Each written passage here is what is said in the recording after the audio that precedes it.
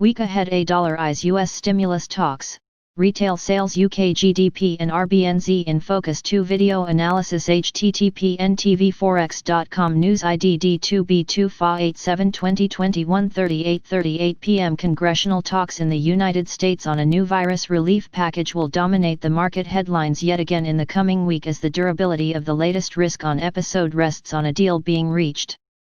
But investors will also be keeping a close watch on U.S. retail sales figures to gauge how well consumption is holding up amid renewed virus restrictions. Progress on the recovery will be preoccupying the pound too as UK GDP numbers for Q2 and June are due, while the Reserve Bank of New Zealand is unlikely to be fazed by the improving mood when it meets for its latest policy decision. NBSP RBNZ to expand QE. Update on negative rates. Wednesday will be an eventful day for New Zealand's central bank when it announces its monetary policy settings and provides an update on its review into negative rates, as well as publish its quarterly forecasts. Looking at the virus and economic data, there is every reason to expect a less dovish language. New Zealand has so far avoided a second wave of COVID-19 infections, despite a flare-up in the region, and employment numbers released in the past week revealed the jobless rate actually fell in the second quarter, confounding expectations of a big jump. However, while the RBNZ might sound a little less gloomy, it may still see the need to expand its asset purchase program, as it frets over the long-term prospects of the labor market, and would want to keep its options open on alternative policy tools. With New Zealand's borders sealed off to the outside world, it's only a matter of time before job losses begin to mount in the country's crucial tourism sector. Moreover, if the road to recovery in other economies turns rockier, it will be difficult for New Zealand not to feel the bumps as well. All these should offer policymakers a good excuse to maintain plenty of pessimism, as apart from the fact that the RBNZ has a dual mandate to achieve maximum employment, the bank also always has one eye on the exchange rate. Hence, the New Zealand dollar's ascent towards the 67 cents level may not sit too well with policymakers, who might just attempt to talk it down. NBSP Aussie looks to jobs data for reality check across the Tasman Sea. New virus cases continue to surge in Australia, forcing tougher restrictions to be reimposed in Victoria and other states. Yet, the Reserve Bank of Australia hasn't displayed the same readiness as the RBNZ when it comes to additional easing, giving Aussie traders little reason to sell the currency, which has skyrocketed by 30% from its March lows. Early indicators for July, such as the PMIs, are far from flashing red, but perhaps Thursday's employment report might give the RBA some cause for concern.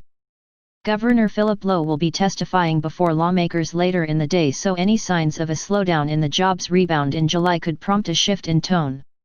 However, unless the numbers are exceedingly bad, the Australian dollar should not stray off course from its uptrend, and it will probably require a series of poor data to undermine confidence in the positive outlook. Those additional warning flags could arrive as early as the following day when China reports industrial output and retail sales figures on Friday. Ida's been steady as she goes for China's emergence out of the pandemic slump, but the recovery hasn't exactly been dynamic either.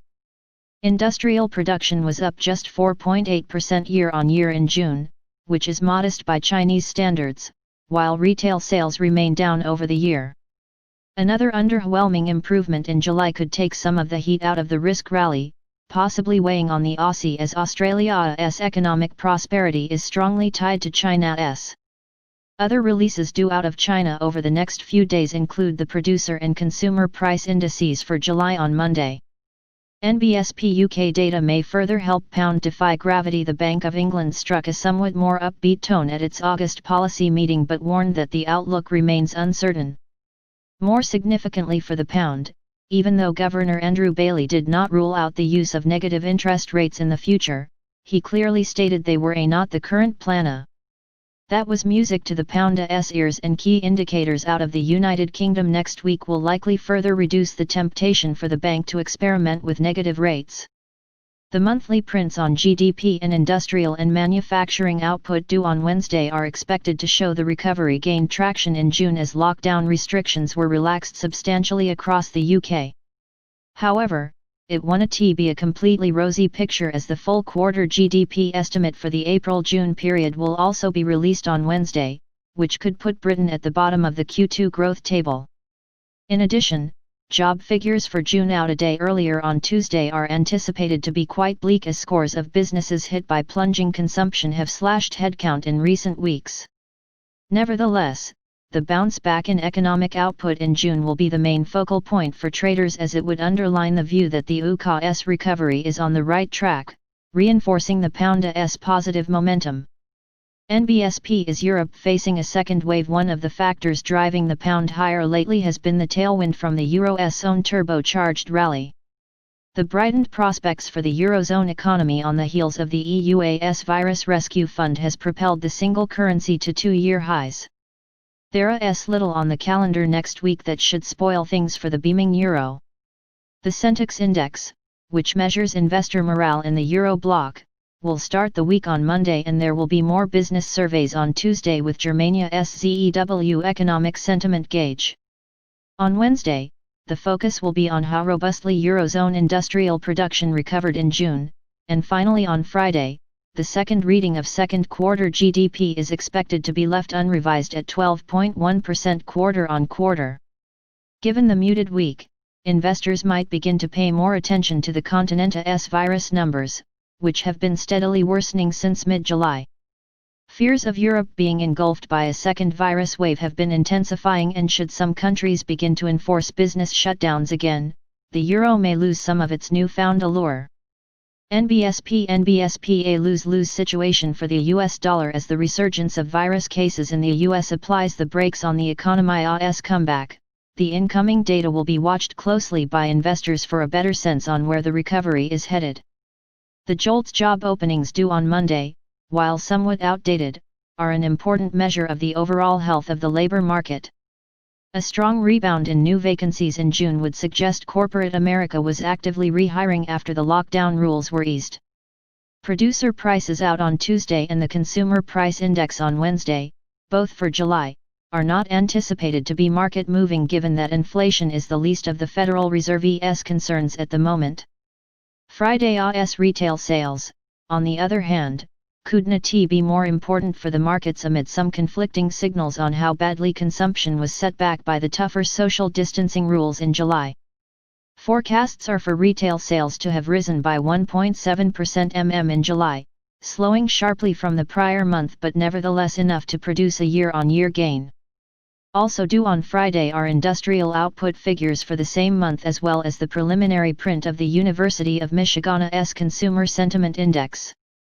Worse than expected readings in the retail sales data could heighten concerns about a slowing recovery, weighing on already depressed Treasury yields and pressuring the greenback further. However, a positive surprise would not necessarily do the US currency any favors either, as it would only fuel the prevailing risk appetite, thus diminishing its safe haven appeal. NBSP Can Congress agree on a new relief bill? There is likely to be a similar response to the negotiations on Capitol Hill on the coronavirus relief bill. If Democrats and Republicans manage to reach a deal on a new fiscal aid, the dollar would probably continue to slide on the back of the subsequent risk-on moves, although a large package would also put a floor under Treasury yields, limiting the greenback's downside scope. What is less predictable, however, is how markets would react to a no deal. While stocks would almost certainly fall if Congress fails to supply fresh stimulus, the dollar may not necessarily benefit from the increased risk aversion if investors don't see the absence of a deal threatening the recovery elsewhere in the world. But whatever US lawmakers decide, or not decide in the coming days, markets should be braced for some volatility during the August lull. If you want to read real-time news, text messages to MT5 Expert Advisors page at https://m.me/mt5.expert.advisors.